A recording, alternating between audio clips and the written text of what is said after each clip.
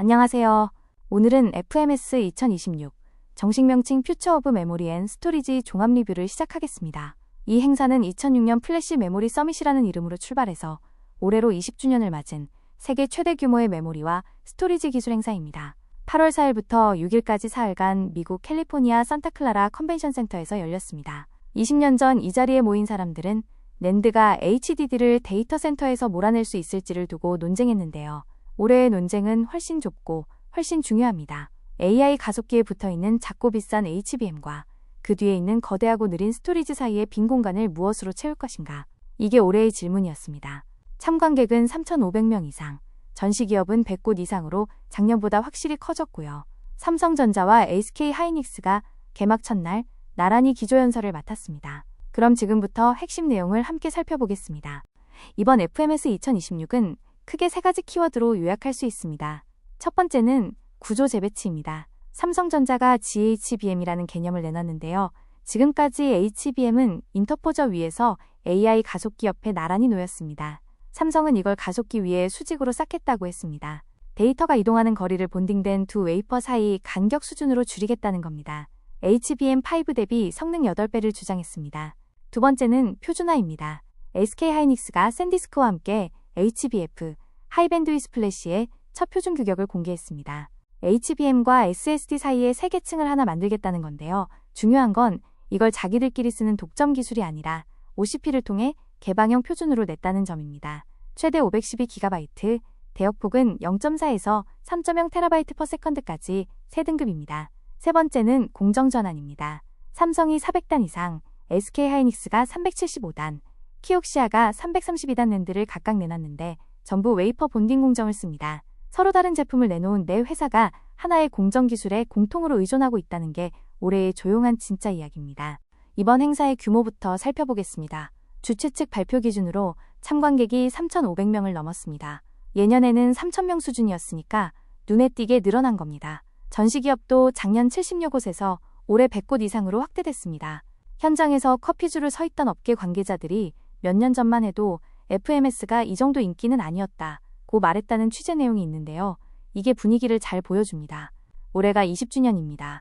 2006년 플래시 메모리 서밋이라는 이름으로 시작해서 2024년부터 D램과 HBM, CXL까지 영역을 넓히면서 이름 자체가 퓨처 오브 메모리 앤 스토리지로 바뀌었습니다. 운영 측면에서 큰 변화가 하나 있었는데요. 2026년 3월에 테라핀이라는 글로벌 행사 기획사가 FMS를 인수했습니다. 20년 만에 주체 전환입니다. 그리고 눈여겨볼 점은 개막 첫날 전시 부스 문이 열리기도 전에 삼성전자와 SK하이닉스가 나란히 기조연설을 맡았다는 겁니다. 세계 메모리 1위와 2위가 같은 날 무대에 오른 거죠. 현장에서 한국어가 심심찮게 들렸다는 게 괜한 얘기가 아니었습니다. 이번 슬라이드에서는 올해 FMS의 구조를 정리해보겠습니다. 왼쪽 차트는 세 회사가 이번에 공개한 신세대 낸드의 적층 단수입니다. 삼성전자 V10 BV 낸드가 400단 이상, SK하이닉스 V10 4D 낸드가 375단, 키옥시아 비쿠스 10세대가 332단입니다. 숫자만 보면 단순한 단수 경쟁 같은데 중요한 건 세 회사 모두 이걸 웨이퍼 본딩으로 만들었다는 점입니다. 그냥 쌓은 게 아니라 붙인 겁니다.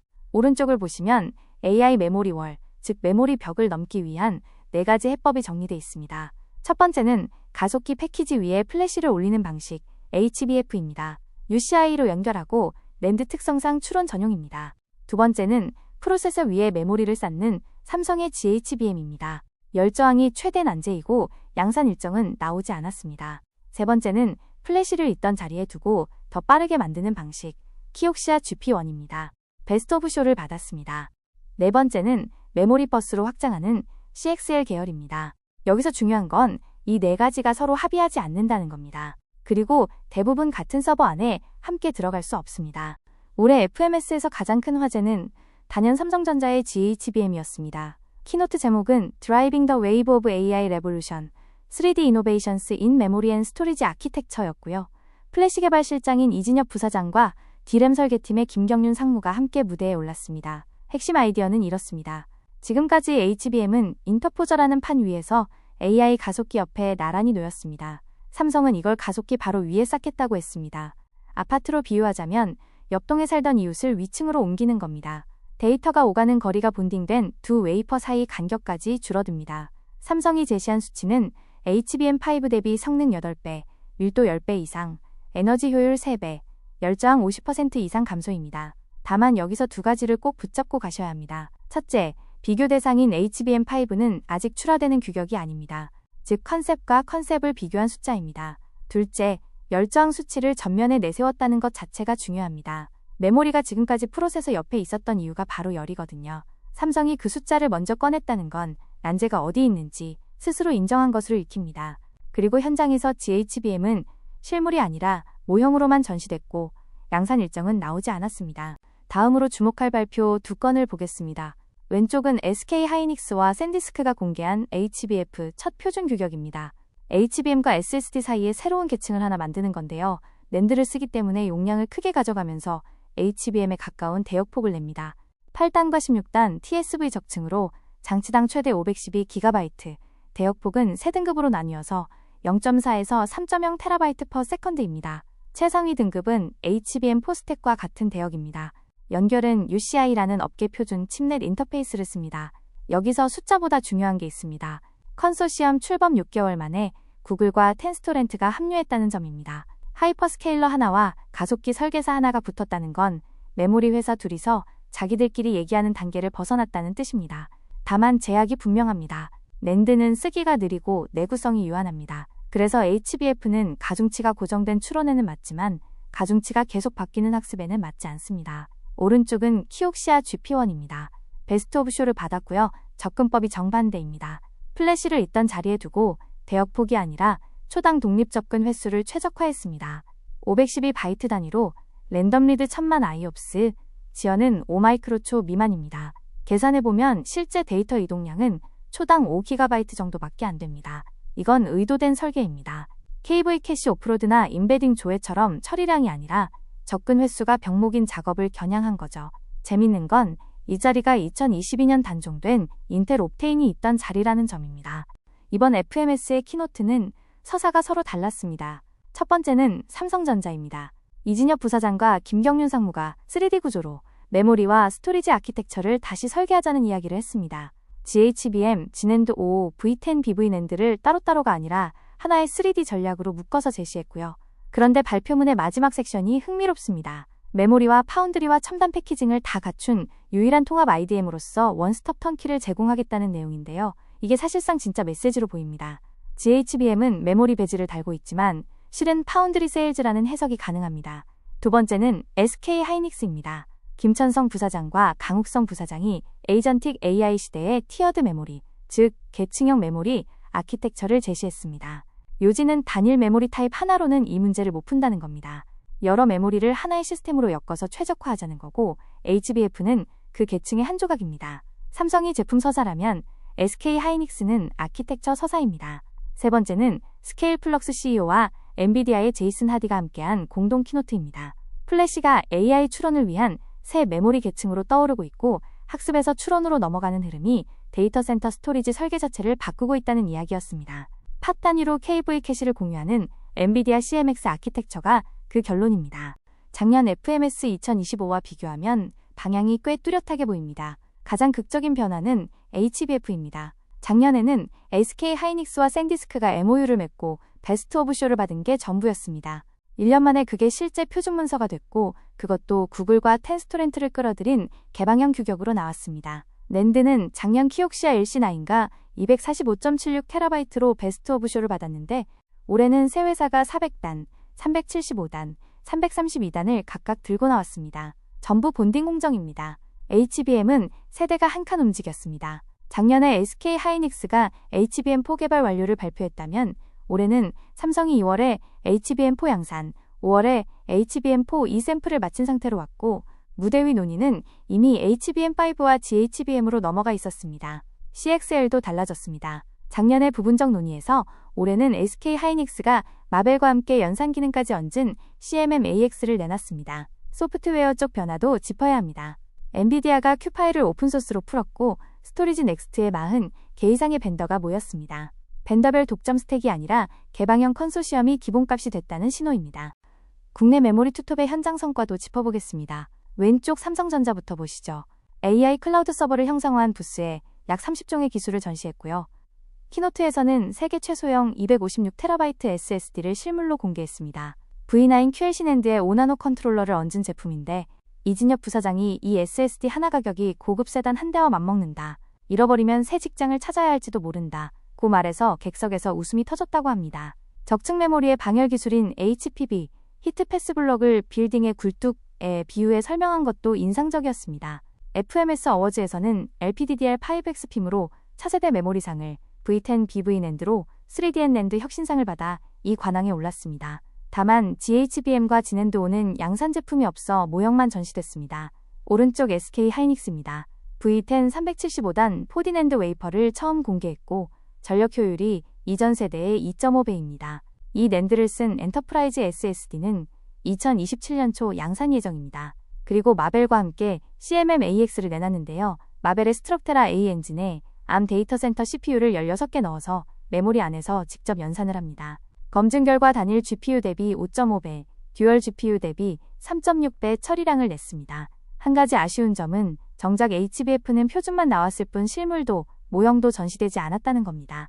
이번 행사의 내용이 국내 산업에 어떤 의미인지 정리해보겠습니다. 삼성전자에게 GHBM의 실질적 가치는 메모리 그 자체보다 파운드리와 패키징을 묶은 턴키제 안에 있습니다. 양산 일정과 첫 고객사가 언제 나오느냐가 다음 관문입니다.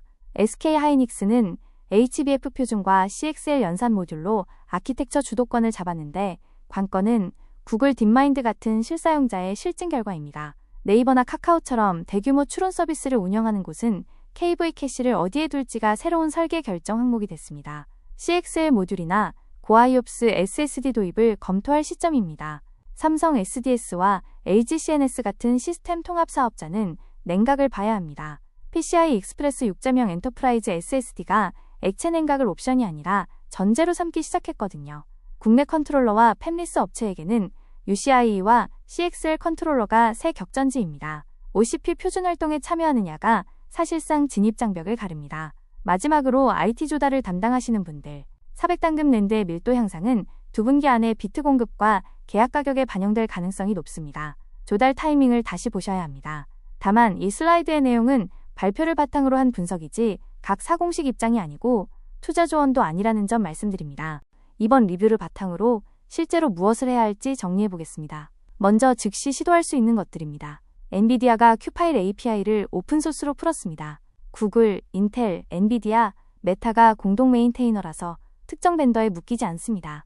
GPU 직접 스토리지 접근을 쓰는 코드가 있다면 호환성부터 점검해보시면 좋겠습니다. 그리고 자사추론 워크로드의 KV 캐시가 얼마나 크고 어떤 패턴으로 접근되는지를 측정해보세요. 이때 처리량이 아니라 512바이트 랜덤 리드 IOPS 기준으로 프로파일링 하시는 게 핵심입니다. 다음은 모니터링이나 신청이 필요한 항목입니다. 키옥시아 GP1은 연내에 선별 고객 대상 평가 샘플이 나갑니다. XL1 CXL 모듈은 이미 파트너 샘플링이 진행 중입니다. HBF 규격 문서는 OCP를 통해 개방형으로 공개돼 있으니 직접 열람하실 수 있습니다. 마지막으로 아키텍처 재검토가 필요한 영역입니다. 추론 서빙 인프라를 HBM 단독으로 설계해온 전제가 앞으로도 유효한지 다시 보셔야 합니다. 냉각 계획도 마찬가지입니다. PCI 익스프레스 6.0 엔터프라이즈 SSD가 직접 액체 냉각을 옵션이 아니라 전제로 삼기 시작했습니다. 그리고 2027년 조달 계획에는 400단급 낸드의 단가 변화를 반드시 반영하셔야 합니다. 마지막으로 이번 FMS 2026을 전체적으로 평가하겠습니다. 저는 별 5개 만점에 4개를 드리겠습니다. 성공 포인트부터 말씀드리면 HBF가 1년 만에 MOU에서 하이퍼스케일러가 붙은 개방형 표준으로 옮겨간 건 실질적인 진전입니다. 규모도 실제로 커졌고요. 엔비디아가 큐파일을 오픈소스로 풀고 40개 사가 스토리지 넥스트에 모인 것도 생태계 관점에서 의미가 큽니다. 아쉬운 점도 분명합니다. 헤드라인을 차지한 GHBM은 아직 존재하지 않는 규격인 HBM5와 비교한 컨셉이고 양산 일정이 없습니다. HBF는 표준만 나오고 실물도 모형도 없었습니다. 마이크론은 부스는 냈지만 FMS 전용 신규 발표가 사실상 없었고 모든 발표에서 가격이 공개되지 않았습니다.